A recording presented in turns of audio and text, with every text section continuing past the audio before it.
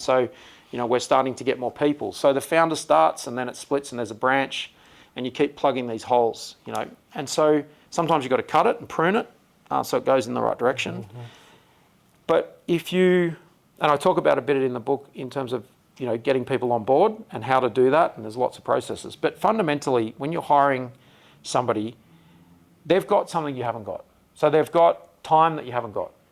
So you hire somebody, you exchange money for their time, and then they're going to bring with them contacts or assets in the form of skills and experience or network, and fundamentally skills, if you like, and the ability to do things or motivation or energy that you don't have. And so the first thing obviously I do is, you look at the whole business, you look at the hats you're wearing, and what's the hat you hate the most? So go find somebody who loves that. Mine and Nick's in the early days was numbers. Hate the numbers, hate the bookkeeping, hate the finance. Get somebody on board to do that. And I really struggled. You work really hard all week, and then I was doing payroll at midnight on a Wednesday night.